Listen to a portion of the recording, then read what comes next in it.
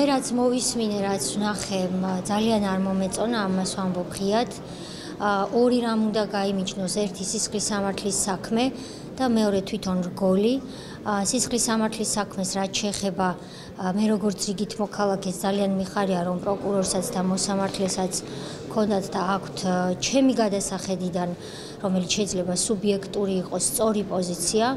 რაც შეეხება თვითონ რგოლს, მე ვთვლი, რომ ამ რგოლში, რომლის სკრინშოტებიც ვნახე დაბლარვამდე, ვერაფერი განსაკუთრებულად საგანგაშო ვერ დავინახე, მე პირადად გამოხატვის თავისუფლება, მით უმეტეს როცა რეპთან გვაქვს საქმე, გულისხმობს იმასაც, რომ გაშარჟებული იქნეს ესა თუ ის სახელმწიფო ინსტიტუტი.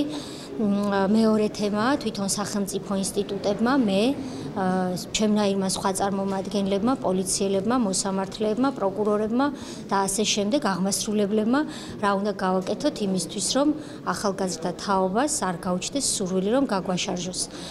ჩემთვის ეს არის მთავარი თემა, რაზეც ჩვენ ყველამ უნდა ვიმუშაოთ, მაგრამ ახალგაზრდა თაობას, ვინც არითმებს, რეპს, ასე ვთქვათ, მისდევს, მინდა უთხრა, რომ ჩვენ ყოველთვის არ ვიყავით დამოუკიდებელი ქვეყანა და პოლიცია, ჯარი არის ის ინსტიტუტები, რაც დამოუკიდებელი სახელმწიფოებრიობის პირველი ნიშანი, ამიტომ თუ მომავალში ცოტა უფრო მეტი სიფრთხილით მოვეკიდებით ამ საკითხს, კარგი იქნება. თუ ვერ მოვეკიდებით, არც ეს არის პრობლემა, იმიტომ რომ ყველას გვაქვს გამოხატვის თავისუფლება. ნარკოპოლიტიკასთან დაკავშირებით თქვენ ნახეთ, რომ პრემიერ-მინისტრმა გააკეთა კარგი მოწოდება, მას ეს პოზიცია მთავრობის იმ სხდომაზეც ჰქონდა, როდესაც იუსტიციის სამინისტრომ მისივე დავალებით წარადგინა მარიხუანას ნაწილში ლიბერალიზაციის შესახებ ცვლილებათა კანონპროექტი, ცვლილებათა პაკეტი და პარლამენტში დევს ეს პაკეტი. ეხლა დროა, რომ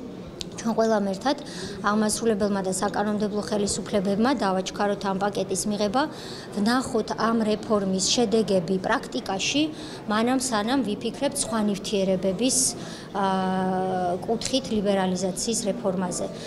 მაგრამ ეს რეფორმა უნდა დაჩქარდეს.